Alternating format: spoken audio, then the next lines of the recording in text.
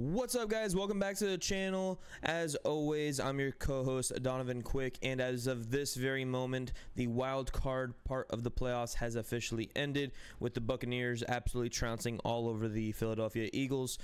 So yeah, we officially have the 21st pick in the NFL draft. You know, could be worse. Could be the Jacksonville Jaguars, could be the Eagles, who are considering firing Nick Sirianni, could be the Cowboys, who are considering firing Mike McCarthy. And I know a lot of you are kind of calling for McDaniel's head. Let's put a little pause on that. Like, I don't want to be complacent. However, back-to-back playoffs for the first time in over 20 years. First time I've really been able to see it in my lifetime. Yeah, it's really disappointing with how those two games did. However, Mike McDaniel seems like a guy that, you know, he's heavily critical of himself and he learns from his mistakes. So I do expect some progress moving forward, like we saw progress with last year to this year. That being said, season review is underway. Obviously, guys, I just mentioned how the Buccaneers just trounced all over the Philadelphia Eagles.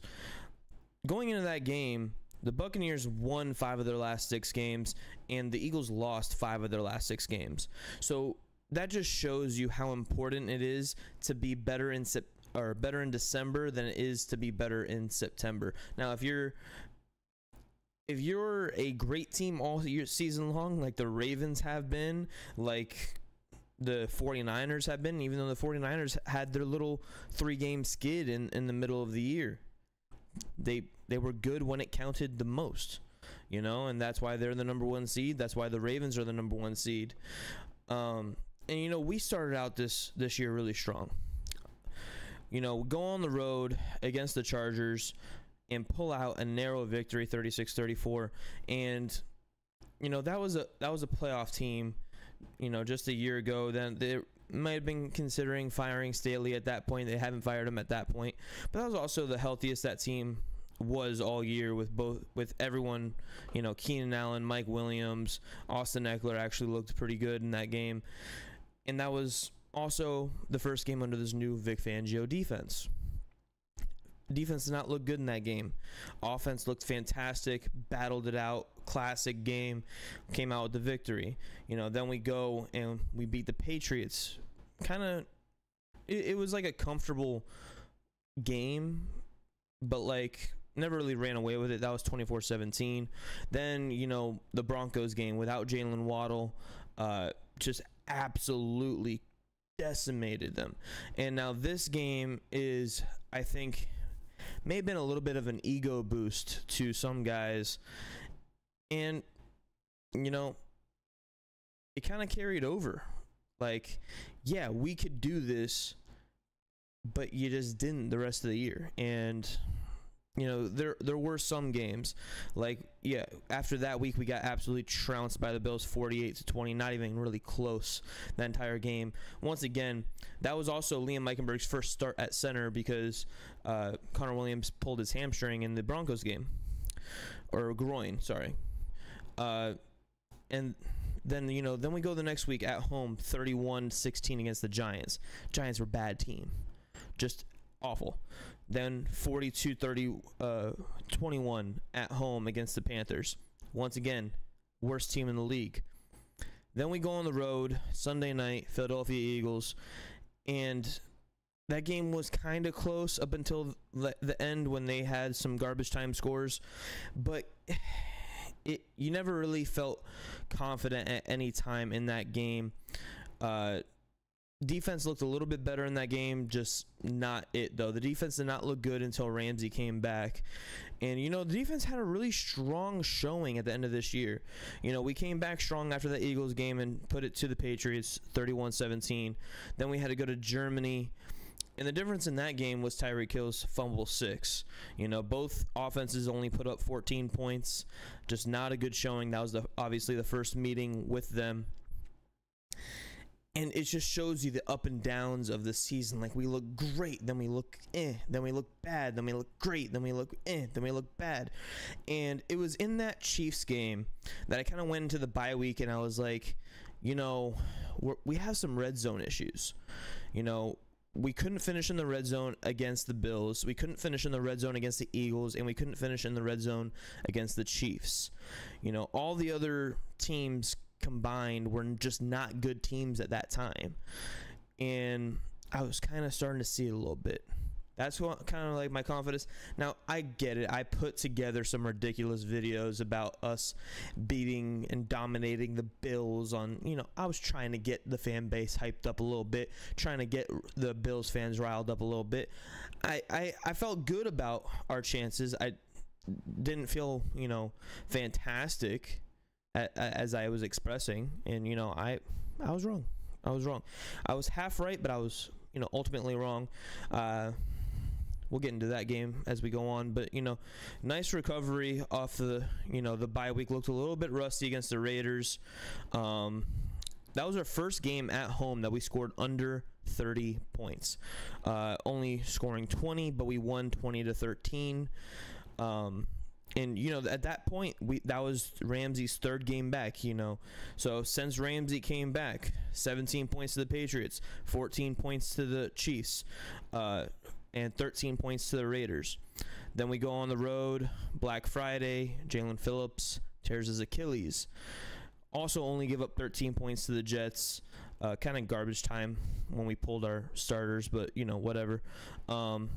Then only 15 points to the Commanders on the road. That was our best road game as a team. You know, back-to-back road games, 34 points, 45 points, only letting up 13 points and 15 points in those two games. Then we come back to home. We're feeling good. We're feeling great coming off of those two just dominating wins over bad teams. And we can lock up a playoff spot, or not lock up a playoff spot. We could almost guarantee we have a playoff spot if we beat the Titans and then beat the Jets at home. Going to the Titans game, up 14 with 2.5 minutes left, 3.5 minutes left, and somehow find a way to lose that game. But that was also a game in which we just did not finish. And, you know, it's funny enough to say, because we can be like, oh, just fin-ish, you know? And we just didn't. We didn't finish, and it was just an absolute gut punch. Then we go and skunk the Jets at home. That was great. That was fun. Then we have the Cowboys game. Once again, cannot finish. But this time, Mike McDaniel, you know, he learned a little bit, and he's like, look, against good teams, we got to take the points where we can. You know, sometimes we got to go and get in the end zone, but, you know, just got to take the points where you can. Keep it close. And that's where you saw him mature a little bit, was in that Cowboys game as a coach, being calm in the moment. And like I said, taking the points where they are. You don't want to get into a 4th and 2 on their side, especially with our defense. The way our defense plays, it's a bend, don't break defense. So they're going to let you get to the red zone, and then they're just going to either turn the ball over or let you kick a field goal. It's just, that's how this defense works. So that's where the game I saw him mature a little bit, and then just absolute collapse against the Ravens. And in that Ravens game, we saw him take the points. We saw him make it close, 14-13. Then we saw him and Tua and the rest of the offense, everybody just pressing too hard, trying to make a play that is not there, and throws the interception. And Tyreek had that drop, and everything just collapsed. Momentum just collapsed. Zero momentum. Ravens run away with that. Absolute gut punch confidence killer. And we're like, okay, Dolphins fans, you know, we're going to be good. We're going to be good. Because this is a gut punch. We respond well to gut punches, and we learn from it, and we keep going forward. However, at the end of that game, in meaningless time, you know, guys wanted to put good stuff on tape. You already qualified for the playoffs. You already secured your playoff spot. There's zero reason to have Bradley Chubb in that game. Zero reason. Bradley Chubb, non-contact injury. Now, the way it happened, it's not like his knee had any awkward movements or awkward bends. he planted and it was gone. So to me, that says that could have happened at any play, at any time over the next couple weeks. There was something that was probably a minor tear that just fully teared because he planted too hard. And as an edge rusher, you're putting a lot of pressure. Same thing with Jalen Phillips and his Achilles injury. There's a lot of pressure in your joints, in your ligaments, when you're pushing off that hard, that burst all the time. You know, it's very, very difficult. And then the Bills game. Oh, the Bills game. Just the epitome of the season with good teams is not being able to finish. And you know what? I'm going to go ahead and chalk up the Cowboys to not a good team. I don't care. They were 8-0 at home this season, and all their losses came on the road, and all their losses on all their road games were significantly different than their home games. Kind of like the Cleveland Browns, how they gave up nearly 30 points a game away from home, but only 13 at home. You know, that home field advantage is a thing. And the Cowboys not being a good road team just means they're not a good team. Dolphins, they had a few good road games. So, you know, I don't necessarily think that was it. Also, guys, stop selling your season tickets to non-Dolphins fans if you could, please. Because I hate seeing 52% of the stadium being filled with Bills fans. Really do. But yeah, just that game once again. The difference maker, once again, special teams. It's something that this game reminded me a lot of the Germany-Chiefs game, with both offenses just not doing anything, not being able to score, and it's just who breaks first. And Cameron Good's leg, it broke. His ACL was gonzo. Took out another one of our contained guys, and off to the races goes Hardy, and puts an end pretty much. If you were in that stadium, with it being such a split fan base in that stadium, it went from being, you know, Dolphins fans were all hyped up and Bills fans are a little bit quiet. It was probably like 70% Dolphins fans you can hear, 30% Bills fans. You know, they were quiet.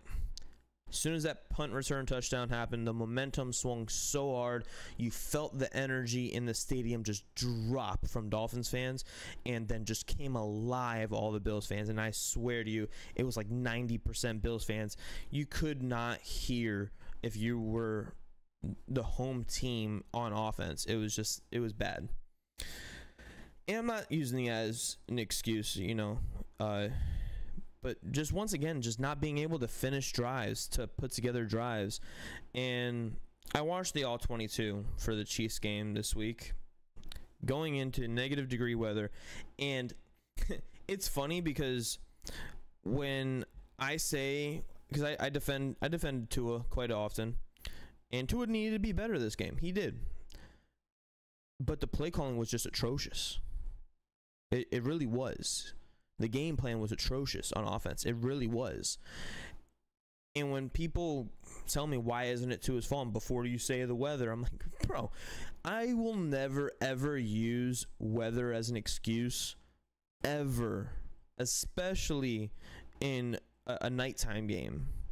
Because what's the difference? You're not going to have sun on one side, no sun on the other, like all of our opponents at home always complain about. No. I'm not going to complain when these guys are playing in the same exact weather. You know, it's stupid. It's stupid. Like, yeah, obviously they live there and they're a little bit more used to it than you are, but that didn't affect how we played. That we looked slow from the start, looked uncomfortable from the start, and that's on the training staff. That's on, you know, getting these guys ready to play in that weather. And then just the game plan for the offense. So many screens, so many outside. I mean, we saw the Chiefs just line up across the line, put 10 guys on the line of scrimmage and saying, beat us. And we couldn't. They jammed our receivers. They couldn't get off the spot, and we couldn't block them either. They got to us. We couldn't run the ball. We couldn't do anything on offense. The one time that we scored or moved the ball in any significant way was the end of the second half and the end of the game. And even then, we go pass, like downfield catch, cool, 5 yards, 10 yards, 15 yards, and then screen, run to the outside, screen. And it's like, bro, what is this? Why are we doing the same thing that didn't work back there right now? It was not fun. Not fun at all. And Mike McDaniel did talk about possibly relinquishing play calls this offseason. He's going to look into it, see if, if it was that big of an issue. And I believe in the playoff game and in the games that were against winning teams, I believe it was a big issue. And yeah, guys, overall, was this season a success? It was. Like, I can't say it wasn't, because we did see improvement from everything. We saw the defense improved greatly. Now, I hate the bend don't break defense, but at the end of the season, since Ramsey was back, 17 points, 14 points, 13 points, 13 points, 15 points, gave up 28 to the Titans. So in how many games? 1, 2, 3, 4, 5, 6. In 6 games, we gave up over 20 points one time, and it was only 28 points. 0 to the Jets, 20 to the Cowboys, then 56 to the Ravens, and then only 14 to the Bills. So let me math this. So we gave up 17, 14,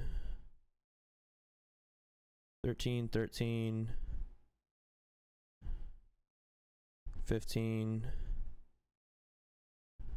Do we have a safety in that game? Yeah. 28, 0, 20, 14, and 26 in the playoff game. So if you exclude the Ravens game, gave up 160 points in 1, 2, 3, 4, 5, 6, 7, 8, 9, 10 games. Give up 16 points a game in the second half of the season, besides the Ravens game. You add the Ravens game in there, 56 points.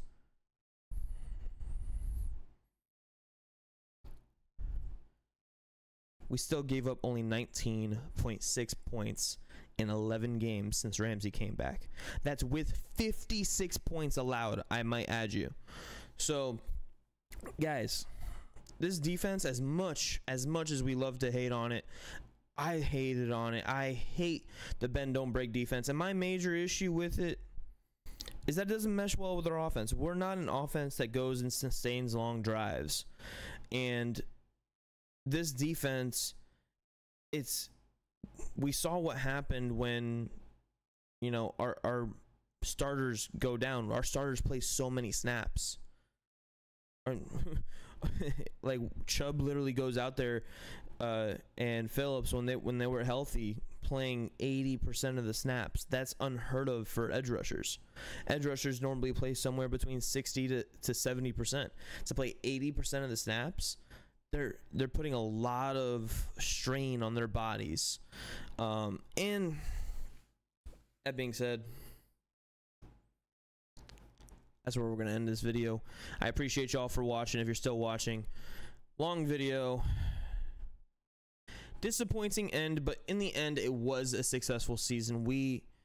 Our defense came alive. Our offense, it has its ups and downs.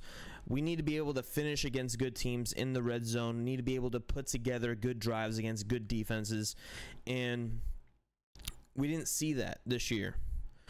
I am looking forward to Mike McDaniel adjusting things. Last year his major issue was getting the play calls in on time, And I think, maybe he was protecting Tua a little bit this year.